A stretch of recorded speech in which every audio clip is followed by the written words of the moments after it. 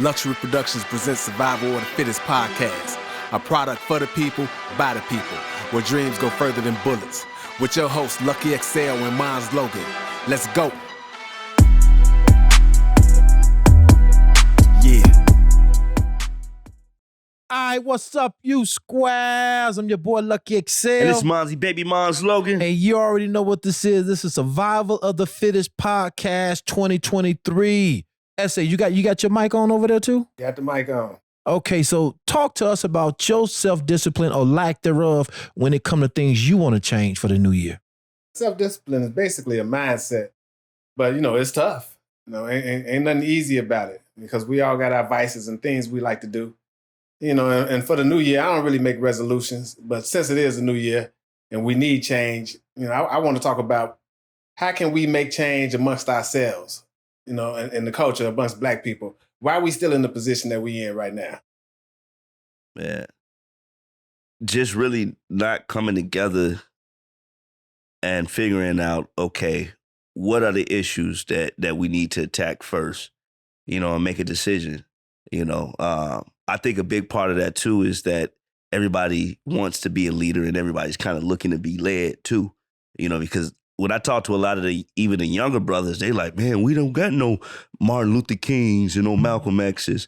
And to be honest, we really do, because we have the artists, you know what I'm saying? But I get it, it's a business and, you want to do what pays the bills, but I'm, just speaking into that, I do want to tell the youngsters, man, they got the ability to do that. They got the ability to push forward change within our lifetime. You know what I'm saying? Because I'm looking at a lot of things that they are accomplishing, so early on, it just misguided, Because we need steps to move forward, for everybody else to see that this is possible, that we can make a difference and not be out here doing the same things that we've been doing in the past years. Right. What about you, like?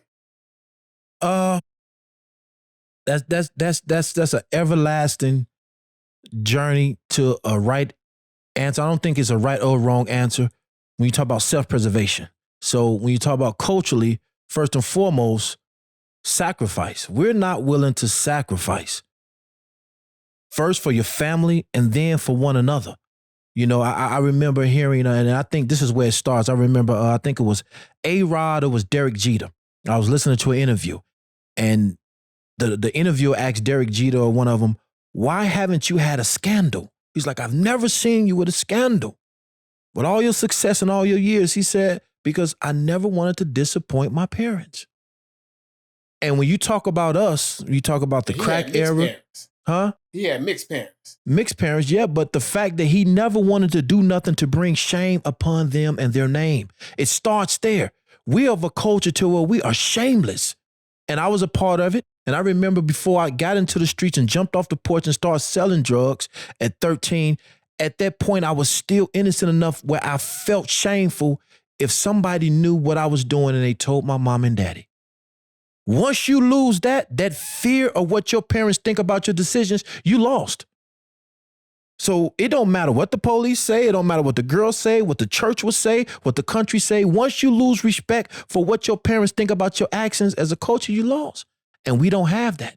So how much do you think that history has played a part in all of this? Taking it back, way back when slavery first started, or even before that, when they was in Africa and they was recruiting, like the Woman King, when they was over there, we was trading slaves from wars that we was having personally in Africa, trading those slaves for weapons and things like that. Then you get to the Willie Lynch letter. How much does all that affect what's going on today? I believe it plays a great deal of everything that's going on today. Everything starts from, I guess, the origin. And if we could fast forward to something a little bit more closer in our lifetime, you thinking about, what was it, the 70s when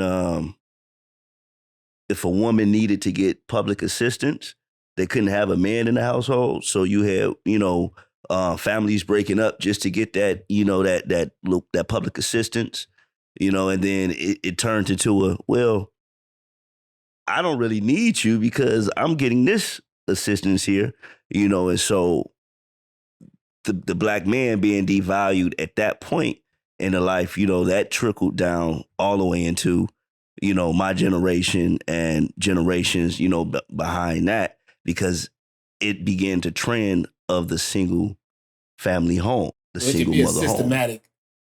Systematic thing where it started here, but it's still, like you say, trickling down, still going along until it reaches to where we are right now. And some of the same things are still happening. But see, I think it's the narrative. That's only one part of our story as far as the struggle. That's true. And so when we get caught up and we get stuck right there, you can walk down this block and you'll miss all the richness, all the financial wealth, all the hardworking people, because of the narrative that is told about Chicago, the South Side, the West Side. So every brother that you would see, you're automatically looking at him as an enemy or a threat because of the narrative that's being told, especially to us. In them history books and on TV, every fucking movie is a slave movie. Will Smith just made another slave movie. And it's always that narrative. Did you see it? Yeah, I watched it. I paid for Apple to watch it. Yeah. And he tried to tell people, he's like, this is not a slave movie.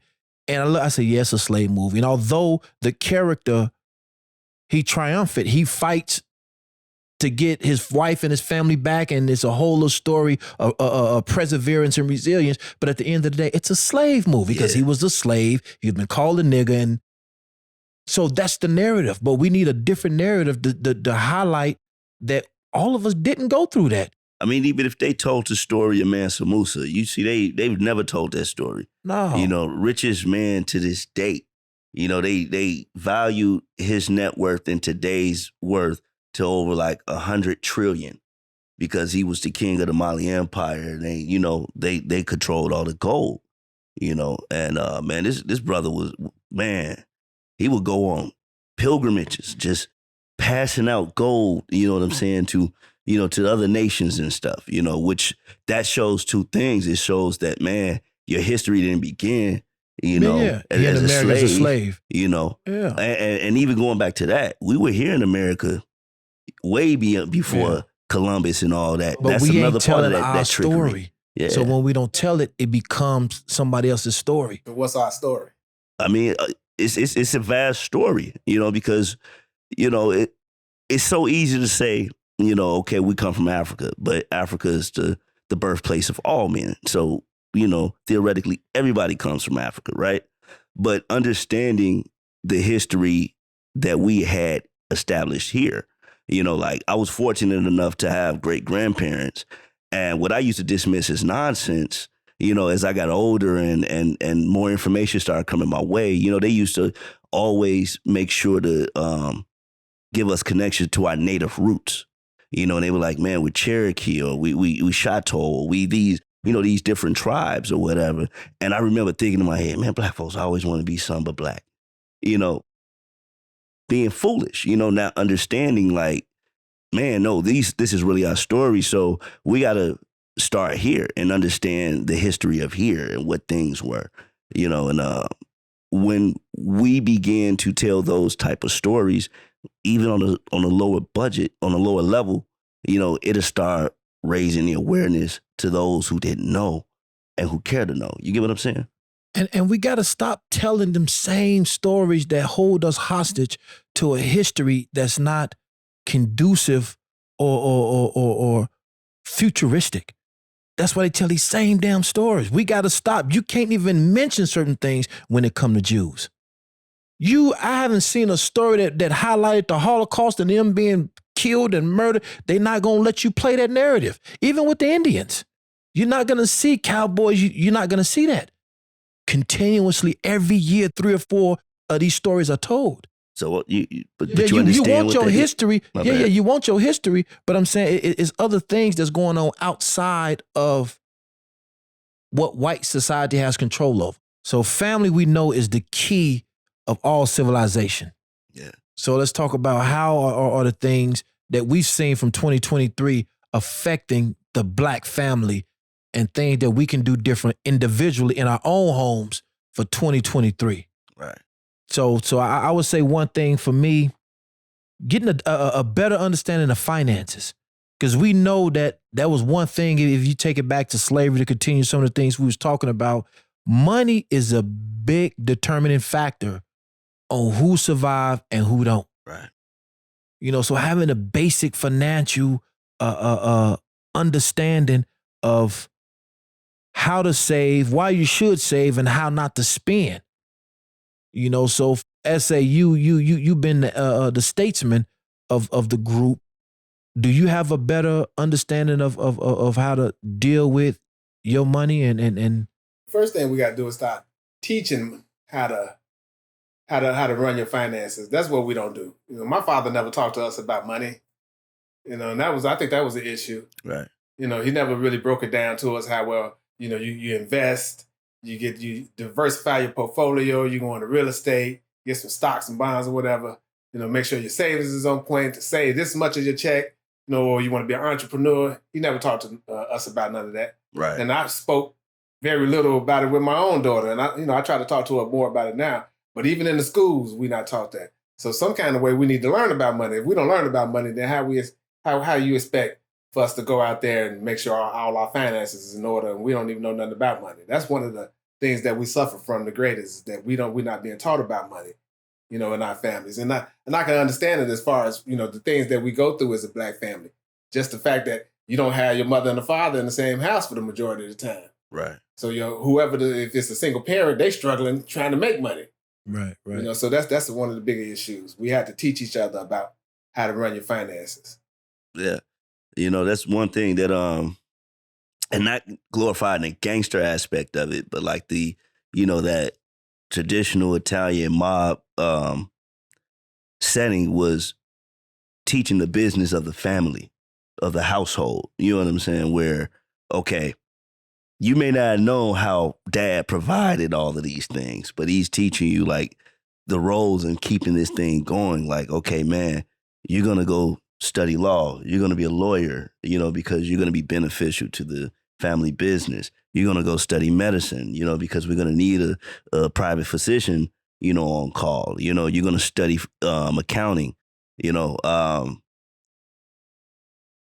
but also understanding that, you know, that kid has to have that, you know, already something about their skill or something about their personality that said, okay, man, this will probably be something that I can kind of direction that I could push them into, you know. So, you know, just being a little bit more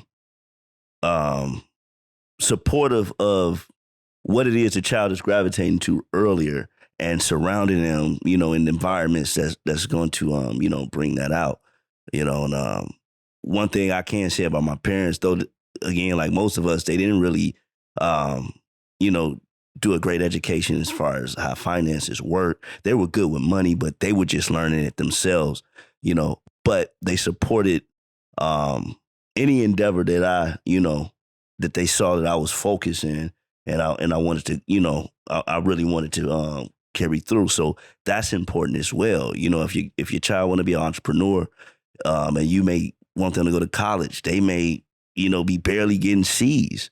You know what I'm saying? Is that a wise investment? But you see that, man, they successfully ran a shoe design business, or, you know, a lawn service or something like that. You know, they budgeted and they did all that. Support that. And it don't have to be a financial support, just a support by saying, hey, look, if this is your life choice, you know what I'm saying, I'm going to be behind you 100%, you know, and man, just go out there and be great, you know, and allow them to have those identities.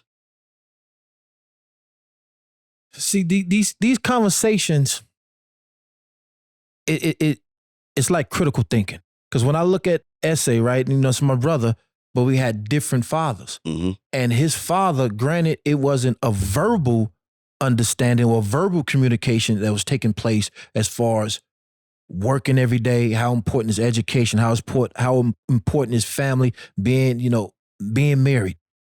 They seen it. And you can tell the effect, because all four of them have a productive life. Nobody went to jail. Who we talking about? You, Bud, Mike, and Marcel. So it's the visual. It was the acting out of the standard and the success. Right. of the 9 to 5 and ownership of a building and not having to worry about if there's enough food in the refrigerator. Okay, we're going to buy you the video game. And so we're going to make our house the cool house. Right. So the kids will come over and you can see the effects of it because all of them have a modicum of real success. Nobody been to prison. So although it might have been he had a kid out of wedlock, my niece, but it was still, he didn't have tons of kids. Right. You know, it's not that effect that we see. Bad apple. No. I'm saying even right. No, I mean, because even when you have them elements of what society deems outside of what was traditional, right, it still didn't go awry and go all the way left. Right. You see, but that's the story that's not getting told about the Black community. Everything else sometimes get highlighted. That's not conducive. That's not always the truth. Yeah. And we hold on to that and we run with it and it becomes the storyline. So you want to change the narrative? I don't even think we can change it because it's not about right or wrong. Everybody ain't gonna make it. Self-preservation, everybody ain't gonna make it. Survival of the fittest means that the person who's are the fittest will survive. Right. But we do have power of changing the narrative. Maybe not on a global one simultaneous time, but just through the message that we put out. You know, we're human. You know, we like to enjoy ourselves and do all of that. But would it be enough to where if you look at the other races? Well, in comparison to the numbers, in comparison to the political standard of other races, when they talk about the households who's making so much money, right, households with a college degree, the races, right, we at the bottom of all that. Now, granted, we might make more $1 trillion. We got $1 trillion spending from African Americans, but we at the bottom of all those categories when it comes to that. So, how can we change the narrative in relation to that? Well, here's the thing. I don't think we can. Here's the thing. It's not going to happen overnight. And I think that's the reason why there isn't a strong push forward, because everybody is thinking selfishly like, has it been overnight? How many years? No. It ain't been well, we saying how many years, but like you got to understand, like, man, we've been struggling at the bottom of the barrel. So, but this is what you got to understand, you know, and I hate to bring this up, but you know, we're only coming out of 100 years of slavery, right? 200 some years. 200 some years of slavery, right? And I know 200 years is a lot. But then, you know, you have a whole nother, 50 years of, man, just fighting to be recognized as a human. You know what I'm saying? You got, decades on decades just fighting to be able to have gainful employment, to get education. You know what I'm saying? So the cards have been stacked against us, for so long, and they play such a manipulative trick to trick us out of position by putting us as opposing. Even when you look at like our sports, you know what I'm saying?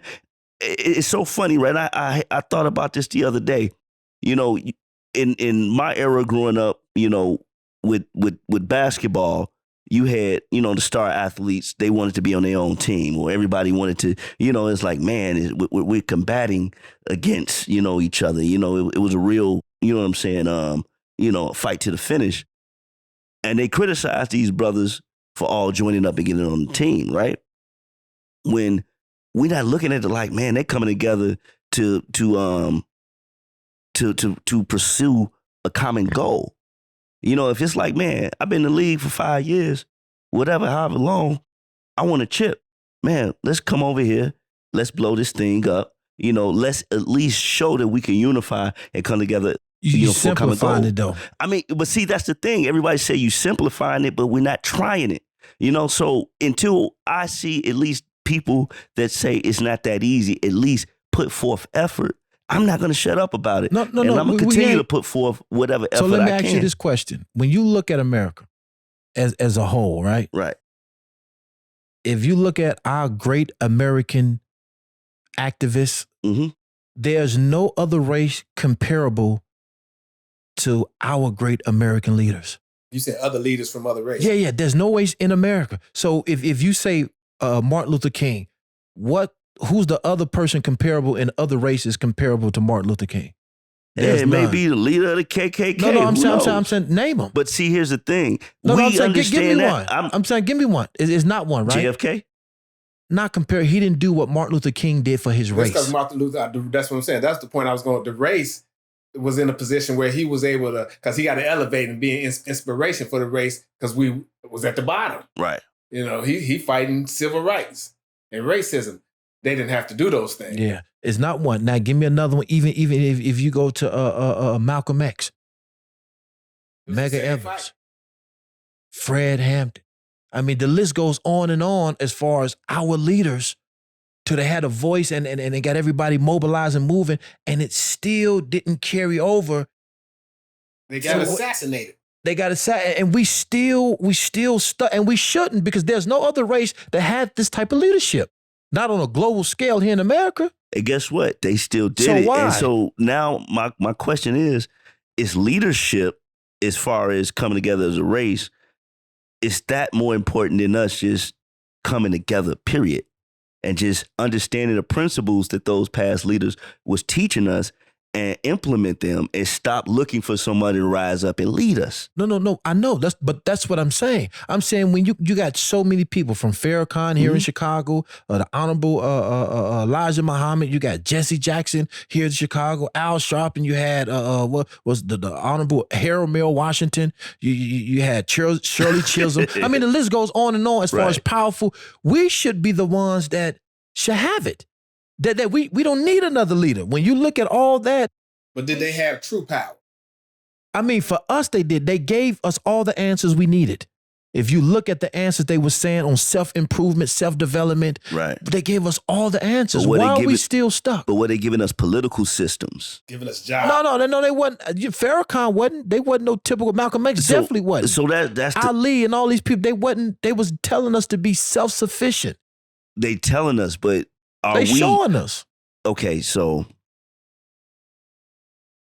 they're showing us, right? How do we take that and create the system that we can implement to continue it going on the same way that the Irishman did it when they came here, the same way the Jewish community did when they came here? Okay, let me say this now.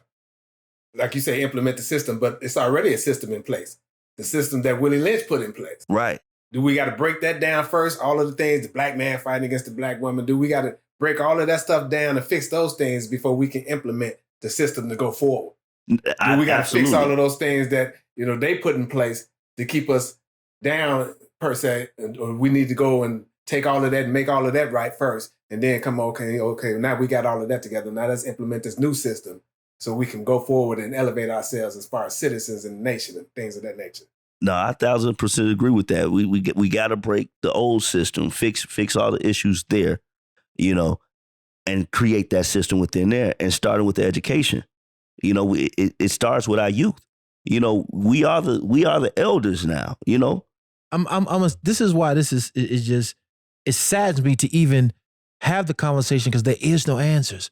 So if you had as many movies about Jews being in the Holocaust, the Jews really might be they quote unquote, they are the most powerful, but it really might be a real different story if you had, even for Hispanics or Indians, if you had a constant reminder how the Indians were slaughtered, they might really be at a totally different level. And I'm saying that in comparison to us. Every year they tell us these stories. Well, we should have the answers, is what I'm saying. They remind us of what was done to us, so we don't need no other reminders for us to come together. So again, what we're doing is we're relying on them to show, oh, you're great, when we have the control. No, I'm not great. I'm not talking about great. I'm saying that we should come together from where we started here in America. Will Smith just showed you why you have to come together, right, on his movie. So this is what I'm saying. Like, we now have outlets to do that.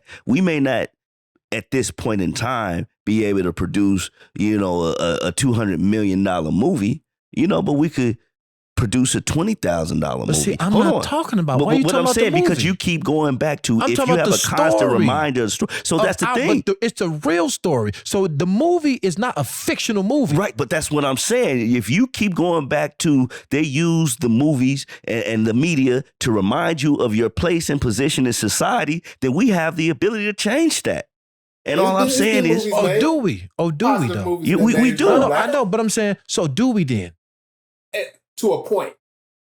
To a point. So because we don't control Hollywood. Are we the? But we not going to Hollywood. We are Hollywood at this point, And everybody, people are showing us this. One, I mean, with YouTube, just to start with, you know what I'm saying? That's the platform. Now, of course, there's restrictions and stuff there, but there's also platforms that aren't as popular as YouTube yet that they're building out that are welcoming, indie creatives like us. So now it's up to us to come together. Like if you see somebody like, hey man, you're a dope writer, man, you're a dope videographer, you're a dope editor, whatever, man, let's come together, let's brainstorm. Then we had the power to get it out to the masses, so the masses can see. Like a Tyler Perry probably can get certain movies out. If he chose to make positive black role model type movies, he got the power to get it out to the masses. Right. But do he want to make those type of movies? Of what you saying to change the narrative? Because we ain't gonna make these drug dealing, men beating women, abusive type movies. We're gonna make positive family role model type movies. Because I believe what a lot of people, and I'm starting to understand it. There is no change in the narrative. Now it's great for conversation. It's great to have hope. But as far as for our community, I don't really think it is. Now, for certain individuals, certain pockets, depending on your financial level, your economic level, your educational level, you can get to certain places where you don't have that lower energy type of behavior. But for the most part, it's already going to be what it's going to be. And I believe that Tyler Perry and all them other different people who are above it, they don't have to worry about. It's not their responsibility. Because I think they come to understand what can we do, and that's why I was bringing up the Martin Luther Kings, because we had these very polarizing figures, and they couldn't change the narrative. They died to change the narrative. That's the even thing. in death, it did inspire a generation of collegiate scholars and real entrepreneurs. But it did. The thing is, again, it goes back to the narrative. It's we didn't control as much of media as we can today. But why do you keep saying the media? Because the media plays a huge role. I'm talking about the community. Check this out. But the media, the community is a part of that now, because we're connected there. Look at this. Right. This is a book. I don't need media. This is a form of media. It's so many forms of media. I understand, but what I'm talking about are the popular forms of media. The ones that are accessible to everybody. When we were young, it was the television and the radio. That's how you got your information. Now, if you lived in a city where there wasn't any cultural diversity, you have to, you're getting fed the narrative that community is given to you. We're fortunate enough to grow up in Chicago, and though there's a lot of segregation, a lot of covert racism that goes on here, but there's a sense of culture, at least in the times I know that we were growing up, and we spreaded our messages, and we had a little bit of positive imagery and messages through the media, but then it changed as the 90s came. But when we fast forward to now, we don't have to go to CBS and Fox and all of these other major outlets or whatever. We don't have to go to Warner Brothers and Sony for our music or whatever. We have the ability. What you were doing earlier before we started recording, you're live. Even if you had 10 people on there, right? There's 10 lives you can change, showing something positive, showing like, hey man, I had a goal. I'm going to do this year. I'm doing it right now. It ain't too late, brother. And just giving people that inspiration, and it trickled. It won't happen abracadabra, hocus pocus overnight, but believe it, change has come. We just got to stop looking in the past and look towards the future. So the question is for y'all at home, for you, the watchers and the viewers of this episode, is it possible to truly with real actionable steps in real time for the black community, and I hate saying it that way because all communities need a new inspiration and need change, but more so for us, is it possible for the black community, the inner cities, to really have some real effective change with in a massive way? Or will it always be just individuals achieving success, certain families achieving success, but never in the sense of the village and the community as a whole? So what y'all think? All right, so we're gonna wrap it up with that. Any final thoughts?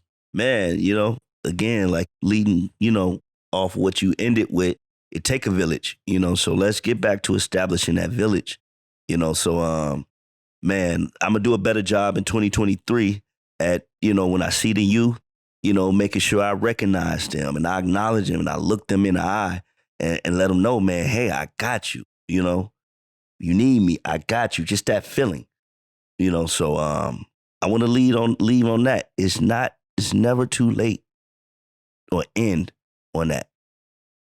It's never too late to change, Change may not look like what you want it to look, but be the change you seek to see in the world. I'm just going to say a little something. For me, it's that fight, like you got the fight the power shirt on. I don't know if that fight is for me no more, if I'm being honest. I want to see change, but, I'm at a point in my life where I want a vacation. I'm not trying to be funny about it. That's the younger person's fight. Now, I did my time as far as going out there and trying to make change, but it needs to be changed. Right. And I will continue to do my part, but it's the younger person's fight right now for me. Right. If they need some advice and, a push, I'll be there to do that. But my focus is on other things right now. I just wanted to have a conversation. So, hey, y'all, this is a podcast for the people, by the people, and where dreams go further than bullets. All right, you squares. Peace.